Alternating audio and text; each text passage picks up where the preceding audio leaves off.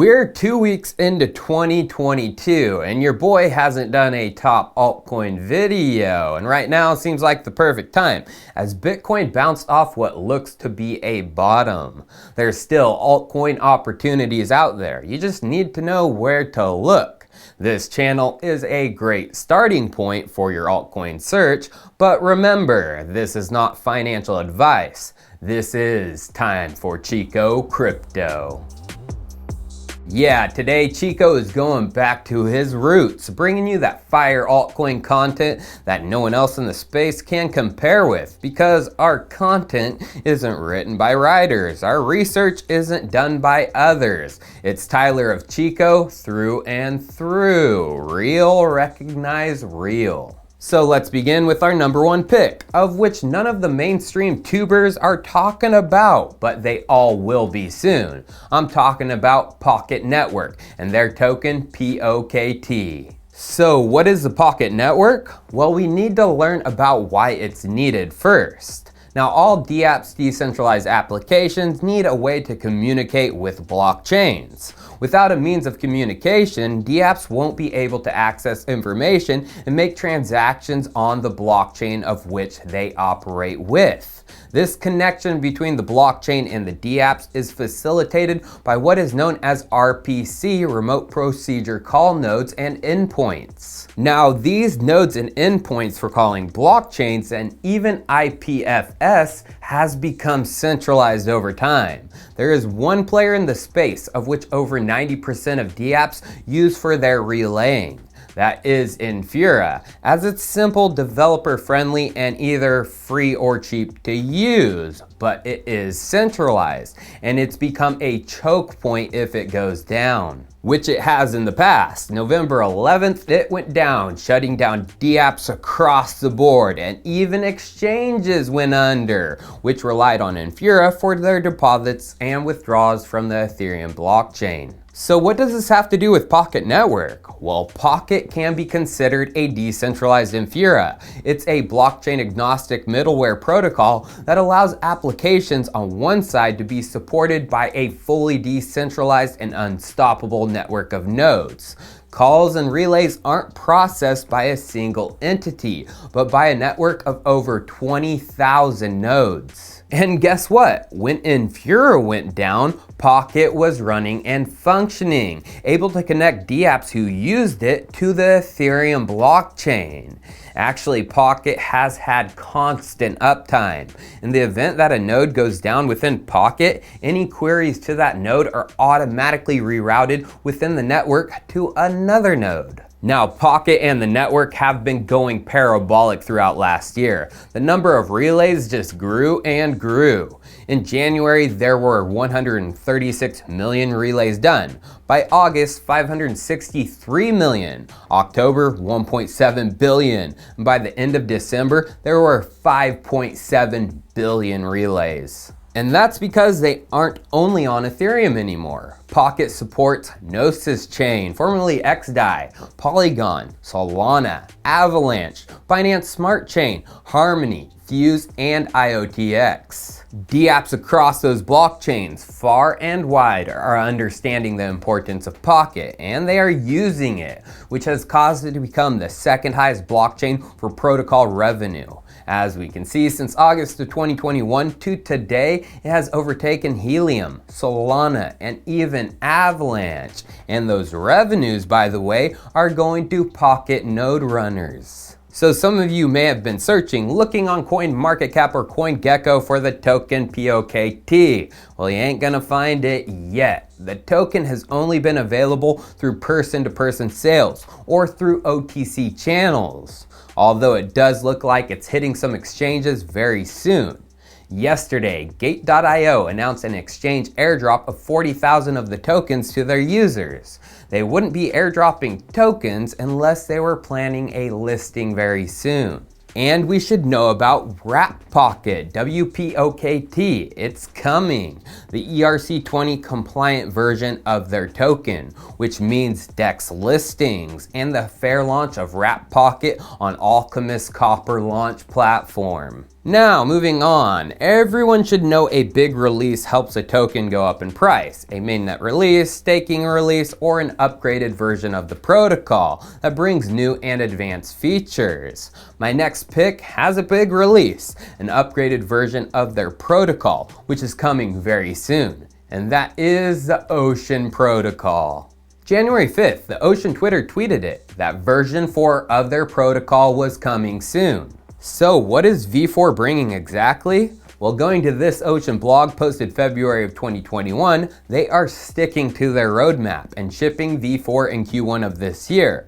But from the roadmap, V4 solves rug pulls. It allows data NFTs and better community monetization options. Now, data NFTs, in my opinion, is a big one. So what are data NFTs? Well, from this blog posted in December of last year, founder Trent speaks on this, explaining with an example. He said, say when you publish a CSV file holding your DNA, you're claiming that you have copyright on that. For example, you publish the DNA data that you own. You should have all the rights. It creates a fungible data token. This means everyone gets a license whenever you send them the license. What Ocean V4 does is when you publish just this claim initially, that is a single NFT. It's a non-fungible token because you can't make the copyright fungible. There's only one entity that has control of it. So we're going to explicitly have it where it's represented as a token rather than implicitly with whoever published the contract. And that's what Ocean V4 does. But what that also does, you can still have the sub-licenses against that, the fungible tokens. Now this means that the data is owned by you through a single NFT, but that data can be licensed out to others through fungible tokens. Those represent sub-licenses that entities can use and purchase from the data owner. So when is V4 coming? Well, real soon. A supply data fight at Supply DeFi on Twitter found the V4 migration library within Ocean's GitHub. And if we go back to that December blog and talk with Trent, we can see they said within it, the target for Ocean V4 is mid-January 2022. We are getting close to mid-January, so I would expect it to be released any day. And soon it's time to cover not necessarily a single token, but a batch of them, because I have a feeling a trend is going to take over the crypto markets. And Chico is usually pretty good at spotting trends before they are trends.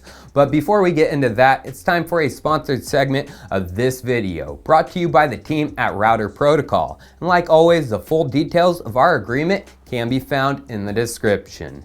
Now, with the explosion of DeFi, an increased number of Layer 1 and Layer 2 solutions are on the rise. Though we don't know who the final winners will be, it's becoming more clear we'll be living in a multi-blockchain world. The introduction of these new ecosystems over the past year has led to significant liquidity fragmentation across these various blockchains, causing each solution to operate in a restricted and isolated infrastructure, unable to access the liquidity and functionality of the other chains, which has slowed the industry from reaching its true potential. To solve these issues, multiple bridging technologies have been released in recent times, but most function as simple one-to-one bridges. They're limited in their capacity and are highly centralized, very expensive, and can lock users' assets for extended lengths of time. Well, the Router Protocol has introduced a solution to this that can prevent the fragmentation of assets.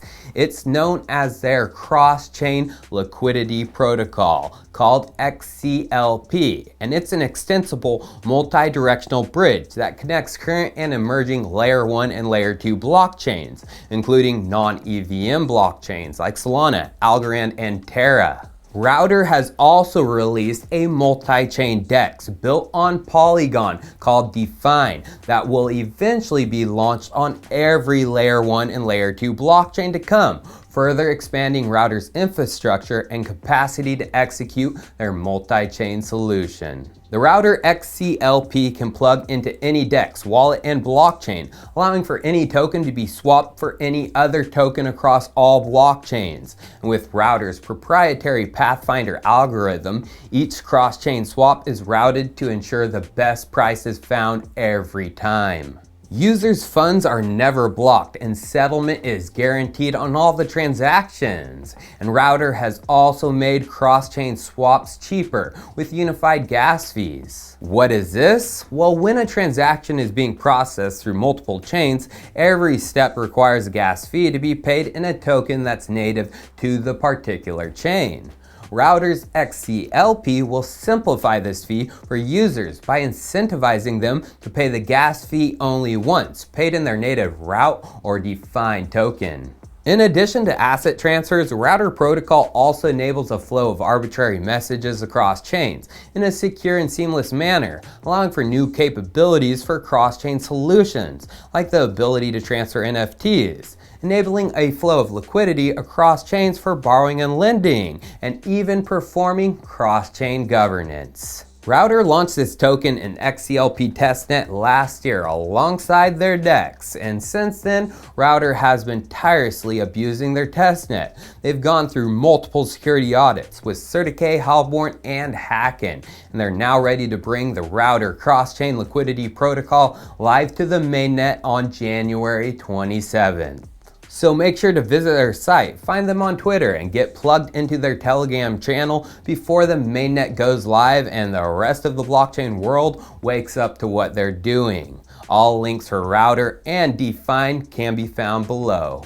Now back to that trend. What is it? Well, I have a big feeling that options will be huge this year. With the volatility we are already seeing this year in the crypto markets, it's going to be big for people to have the ability to easily hedge their portfolios against it. And that's going to be a huge trend. So how do you do that? With options. And Mizari Research actually put out a really great infographic of some of the top decentralized option protocols out there, grouping them together in categories. You have structured option products like Ribbon, StakeDAO, and others, order book marketplaces like Opened, and a couple Solana-based ones, and then liquidity pool-based marketplaces like Hedgic, Premia, Dopex, and Lyra. So who's my top pick out of these? Well, I'm looking for the one who's undervalued, meaning they have one of the smaller market caps, yet is pumping out significant options volume, and they have the best user interface in the option space, and are innovating, doing what the others are not. Who is that? Well, that is Lyra, built on Optimism's Layer 2. Similar to spot AMMs like Uni or Sushi, Lyra allows traders to trade against a pool of capital. Liquidity providers lock up their capital for 29 days, and that is used to provide collateral against the options sold to traders and the buy options sold to the traders as well. So what makes Lyra different? Well, the crypto testers on Twitter explained it well. They said, Lyra is arguably the most ambitious project in the options space at the moment. They are not only building vaults that sell options, like all options protocols in DeFi today, Lyra is building a real options DEX where users can buy and sell options on Layer 2. Yes, they are innovating, building a real options DEX, which features everything the others don't.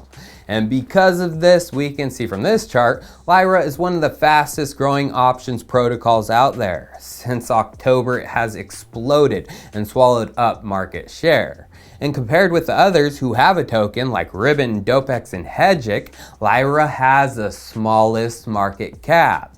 Can you say bullish? We can. Cheers. I'll see you next time.